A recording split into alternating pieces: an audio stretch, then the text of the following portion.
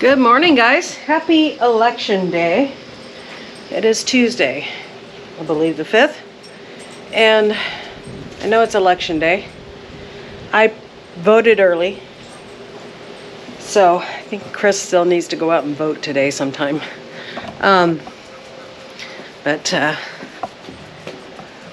So please vote. And, well, I guess I shouldn't say please vote. I should have said that a couple videos ago. I hope you voted. And by the time this video comes out, we will know who the winner is. Man, it's windy today. Ooh. I'm filming on a GoPro because of the wind today. Yesterday, I was filming on a GoPro in the morning, and by the time the wind got really bad, I had to film on my camera, and it's hard for me to watch, but I still put it out there. That's the only thing, is these GoPros don't last very long as far as their camera life. As far as the actual battery time.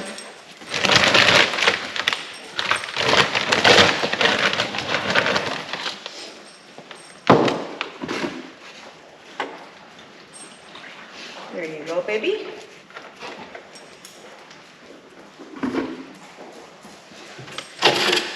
Millie Vanilli. She's actually named Millie because she lives in the shop and we have a lot of Milwaukee tools. So she's named after Milwaukee, but we just kind of call her Millie Vanilli. So she's a sweetie. She's a sweetie and a good mouse hunter. So get out of there. Get out of there. So I'm in here and I'm still a little sore from yesterday, but not too bad because we, tried to make sure we didn't overdo it. So I've got to get back to it today. And it's already warm out here, so I need to take off my sweater. Which we have storms coming in here.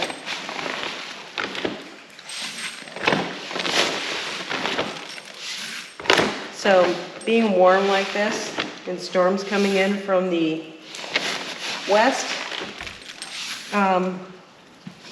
really make me kind of nervous because that means tornadoes can happen.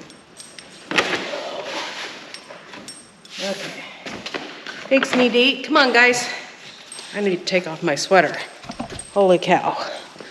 It is hot already. Come on, guys. Come on. A lot slower this morning. We have not even started outside. Usually he's out here working by the time I get up, and just didn't do that this morning. You start to feel your age when you do big projects like that, but the doctors say when you get older, lift. I'm like, doctor, I run a homestead. I lift all the time. And I'm pretty strong for my age, but doesn't mean that your back doesn't feel it when you lift the weights you feel like you can lift. So. Oh, my piggies are starving. My poor piggies. My poor piggies. They're starving, ladies. Oh, foaming at the mouth.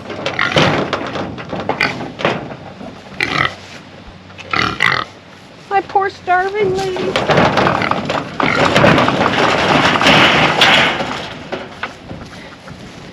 Okay. She never gets out of the way. So she has it all over her back. Isn't that crazy? Ugh. Hello, chicks.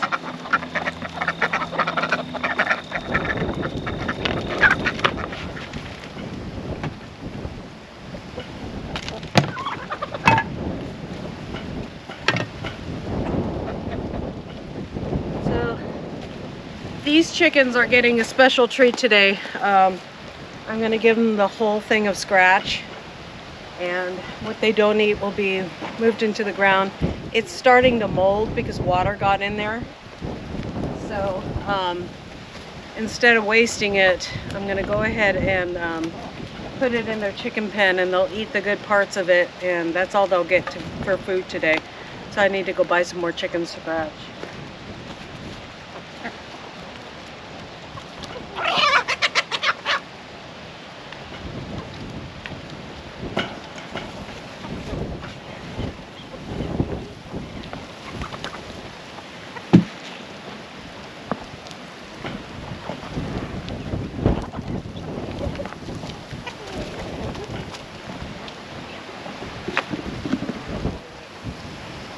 Sorry about the wind, guys. I don't know if you guys can hear it with this. It's really bad today. You can see.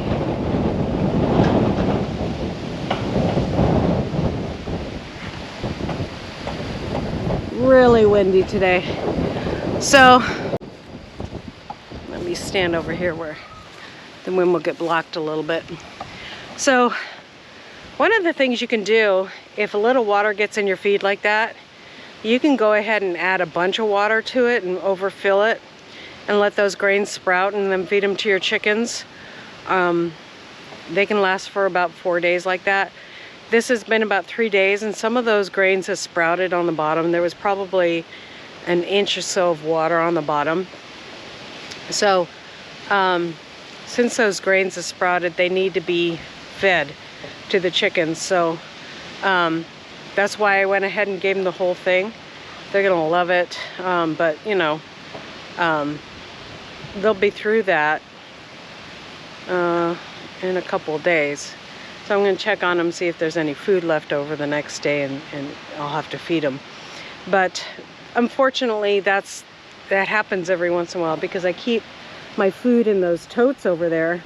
The other tote didn't get wet at all, but I'm gonna have to bring that tote up, clean that tote out, and get a new tote for that spot, or just grab it every morning out of the shop, because that's a waste of I think for that bag, it's organic and I get it at Kofi, it's like $24. So a waste of $24, or not the whole bag was wasted, but half the bag. So now we'll go in and get.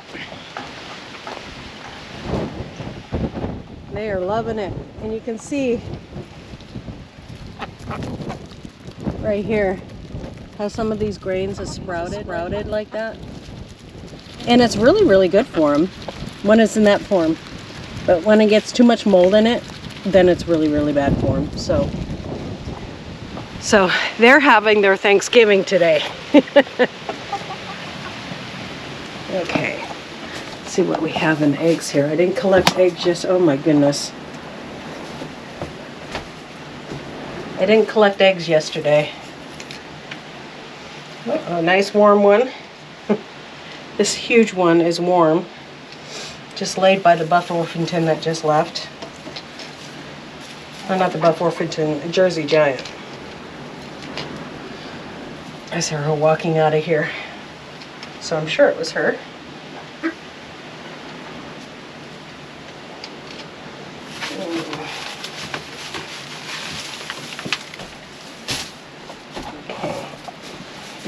More over there, and it looks like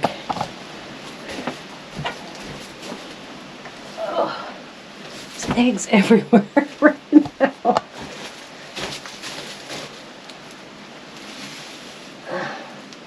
Duck egg maybe under here. Okay, well, that's pretty good. That's a lot of eggs.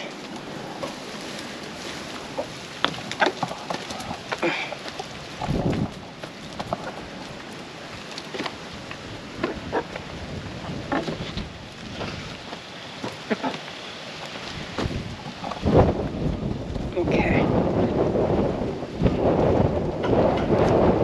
Big.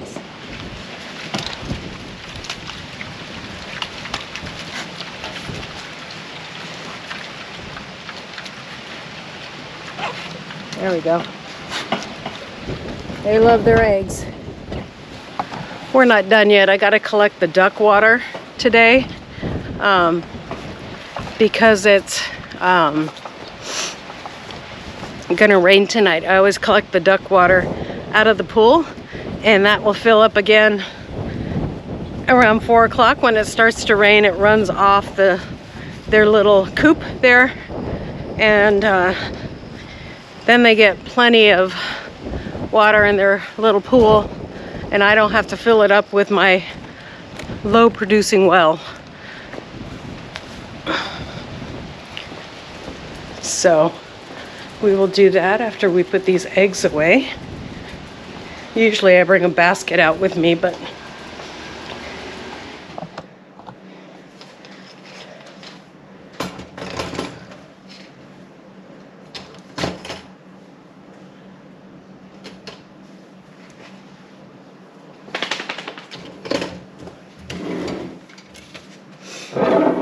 I always keep the older eggs to the right or to the left.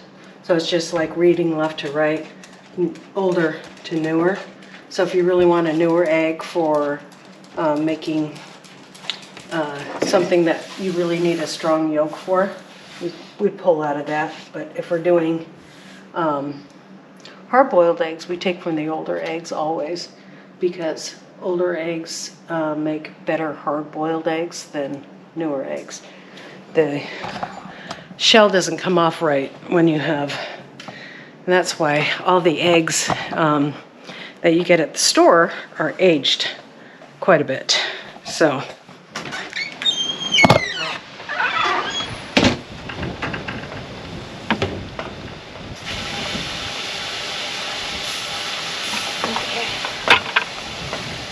I got my bucket for my duck water.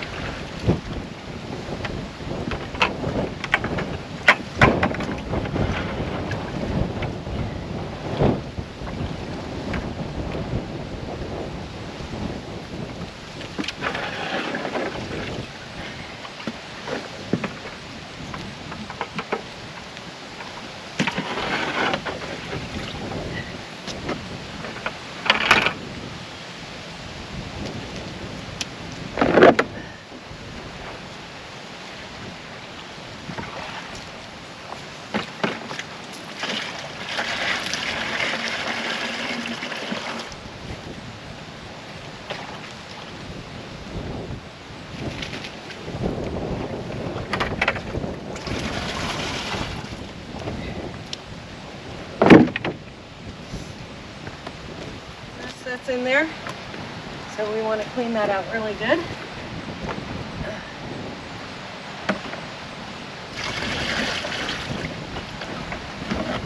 And so that will run off,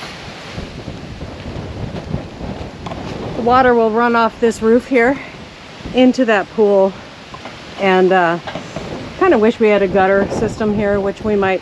We actually have a gutter for this. We might actually do, but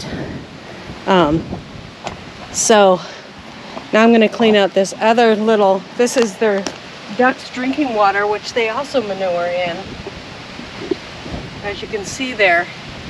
So we clean that out every day and get a little bit of duck water every day for our compost tea.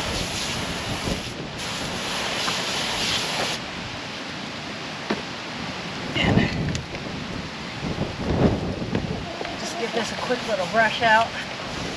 so that we get all that goodness in there.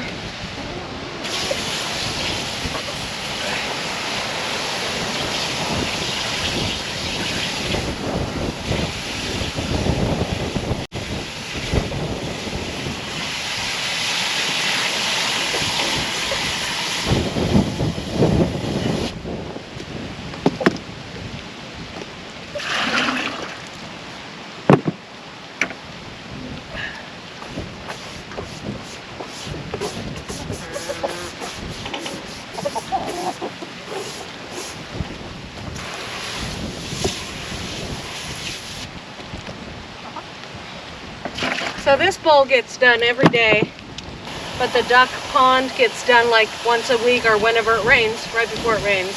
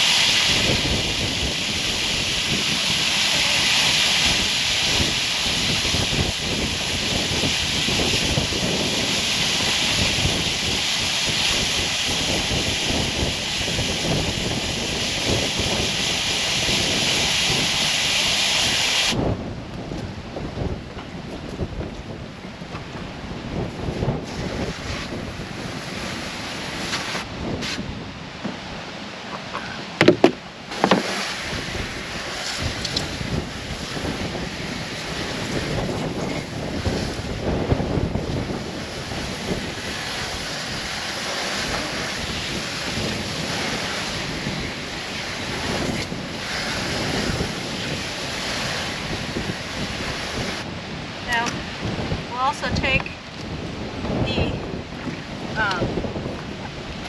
the bin that I had their food in and put that in our compost tea as well. Because it was wet and sticky in there, you can still see a couple pieces, but all those lines were filled up with food. So I just sprayed that out and I put that in our compost tea as well.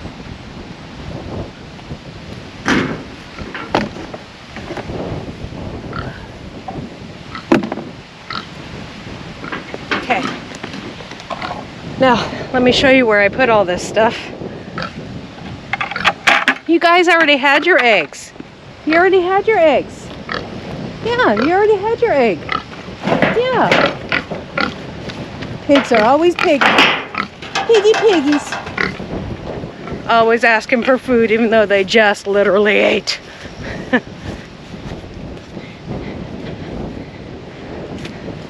Okay, so these are my two compost bins here. My AKA duck water compost tea bins. I don't have pumps running in them. I don't have any of that. I just fill them with this solution and let them sit. So this is a new one. This is an old one, and it's full of weeds, duck water, bones, or bone meal. I usually put, like, if I have bone broth that goes bad or I don't trust it anymore, then I put it in there because that's got a lot of that phosphorus in it. I put banana peels in there, organic banana peels, and if you look on top, I have a little stick there that I use before I put it in a bucket to put it in the garden. I stir it up.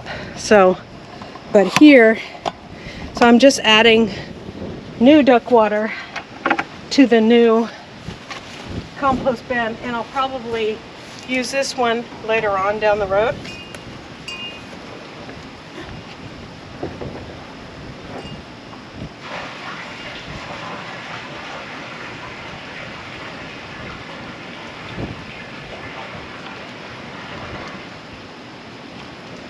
Now, compost tea is a very amazing thing because it's a liquid, it's ready to go, it's a faster way to fertilize your things as far as adding compost to your garden. I do add regular compost to my garden too. That's more of a long-lasting thing. And there we go. She's already manured in it. Making me more compost tea. There you go, girl. They're sweet ducks. They don't like to be touched or anything, but they give us plenty of eggs, and I love their eggs for baking, which we do a lot on this channel too. We have some really good old baking recipes, and those duck eggs are a little richer, so they're better for baking. So anyways, back to compost tea. I'm good at rabbit trails on this channel. It's just ready. It's because it's in liquid form, and you can add it to a sprayer and spray it anywhere. You could add it to the reason why we're trying to make so much of it is we can add it to pasture. Like, I could take this whole thing, put it in a sprayer, and spray it out there on the pasture and make it greener like that. So it's just a really good way to use your compost tea, not just on your garden, guys. Having a little compost tea in your sprayer, it's great to add compost to your garden instead of having Scots come out and spray. We had Scots come out and spray on our we had an urban home, and we had them spray and do all the stuff and paid for the service, and they did all the great stuff. You know what? Our lawn got worse. So putting compost tea in a sprayer and spraying your lawn with that would be much better.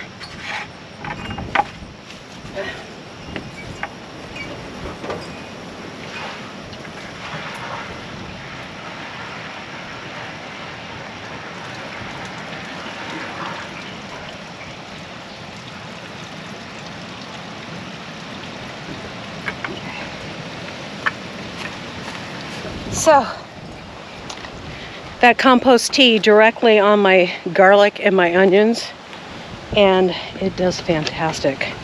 I did my onions about once a week with the compost tea, and I did my